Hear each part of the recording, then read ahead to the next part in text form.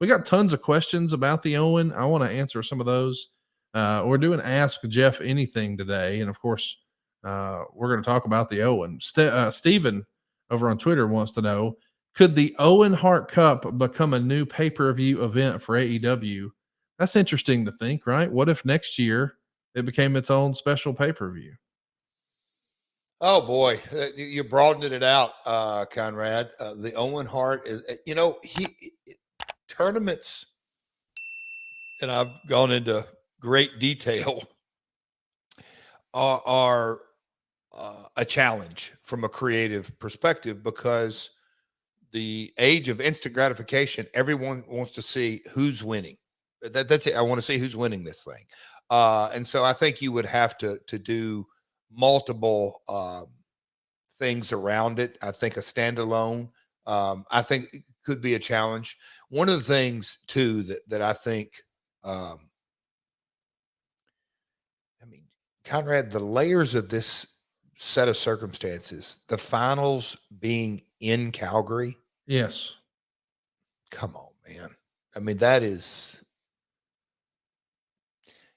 it's the Stampede. And one of the first things that amazes me about all of this, when I came to work at AEW, there were, pre-collision, and we're going to run house rules, and that obviously was upended by the collision routing and everything that kind of went with all this. But one of the first set of circumstances was the folks at the Stampede reached out, and so I played a part in organizing AEW and the Stampede. I'll just kind of leave it at that.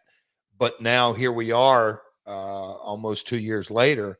That just crazy. It just, and so the finals, and just, I don't know where I was going with that, but back to the question. A standalone event, I think, would be a challenge, because I think the stories episodically, the way it's laid out right now, are probably a better route. Scott Gilliland says, with Jeff competing in the Owen Cup, has he considered wearing some Owen inspired gear? I have not. When I think about Owen, I think about the singlet, and that dude would leave on a 10-14 day road trip, and I mean, tell you, he's got one bag, and would wash his clothes on the road, and one jacket. It just, so his tights were the singlet. But I'm not sure I've worn that singlet for a short period in my life. So no, I have not really thought about going down the Owen attire route. Mr. Bosch over on Twitter says, Jeff is the only competitor who knew Owen Hart in the Owen Hart tournament. Is Owen a topic brought up by younger talent in the locker room? And what's a favorite Owen story that Jeff likes to share?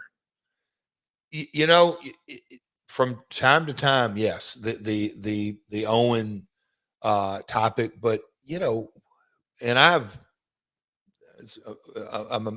on the one hand, I'm grateful to be around, but Owen's active career ended 25 years ago. So you kind of look at our roster, and if they're in their mid 30s to late 30s, Owen quit wrestling in their teens. I mean, early. So really, before they really had, unless you were, a toddler. So with YouTube and the library and all that, of course.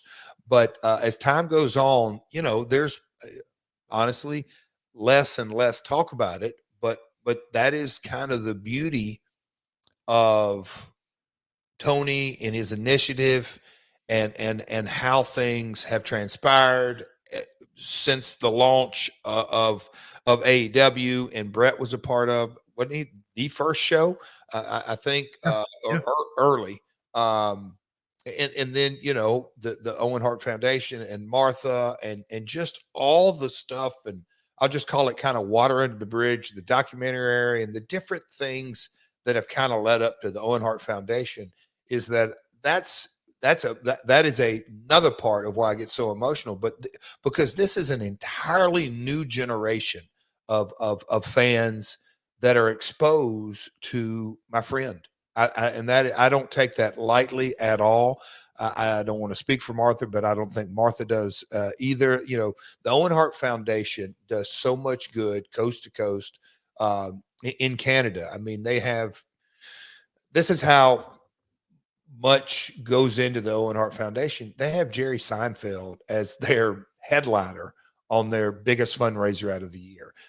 It is for people that are listening that may not be, that just look at it through the wrestling lens, and I totally understand that. But the Owen Hart Foundation, the people experiencing homelessness and children, and I mean all kind of nonprofit agencies, and the work that Martha has done over and over and over, and Martha's family. It really is amazing. So the opportunity to expose the career, the life of Owen on this platform is just fantastic. We got another question from Jameson Hutchison, who says, "Can you please ask Jeff about Owen's stay in the Memphis territory and title run, please?" Of course, he's referencing when he wrestled in the USWA at the Mid-South Coliseum back in June of 1993. Pretty crazy to think about. He beat Papa Shango to become the USWA champion. Then he would wrestle Jerry Lawler in the Memphis Coliseum. Lawler would eventually beat him in the Memphis Coliseum, and eventually we would even see Brett and Owen tag up against you and Lawler. And then I think we would sort of wind things down a little bit with you wrestling Owen for the USWA Heavyweight Championship in August of 1993. It was a fun little summer that you guys had in Memphis. What can you share with us about that time? And so going back that far, you know, as of late with the WWE TNA relationship, and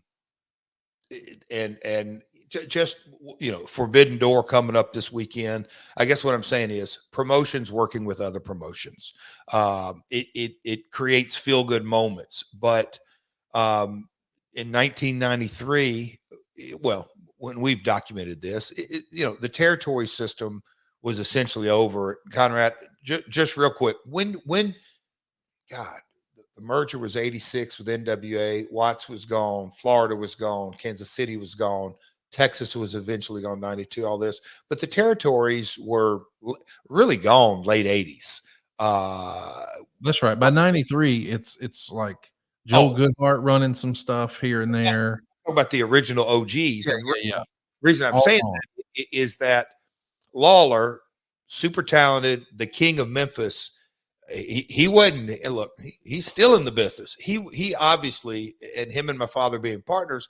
All right, what are the next steps? Well, my dad had the deep relationship with Vince, and out of that sprung, okay, hey Jerry, you know, Jerry was up, you know, and that's when reason I'm saying all this is the Jerry Lawler Bret Hart feud was kind of around this time, but Memphis was not dead yet. And so and this is where, you know, in the spirit of good business, hey, I could just hear my dad. Hey, Vince, you think we can work a little deal here? And what's that little deal, Jerry, mean? Well, can we get Brett and Owen? And just when at the time, it didn't really soak in, but, you know, Brett and Owen are on the road full time with WWF. So on their off days, they're coming to a small territory, wrestling on their off days.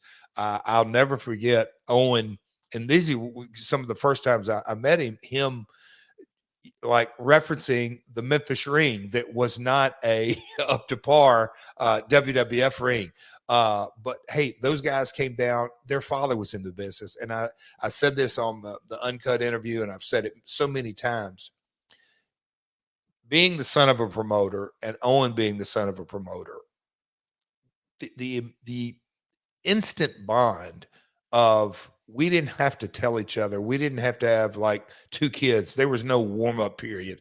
I know what he's been through. He knew what I'd been through. We had a very, very common set of circumstances, upbringing, if you will. And so that was the foundation of our relationship. And so, you know, those guys coming down and that tag match, that was a lot of fun. I've seen clips of that, but, you know, Brett and Owen, and Anyway, that was the start of our relationship that I remember fondly. But yeah, on paper, when you think about Papa Shango versus Owen Hart at the Mid-South Coliseum, it's just kind of a head scratcher. But that was the summer of '93.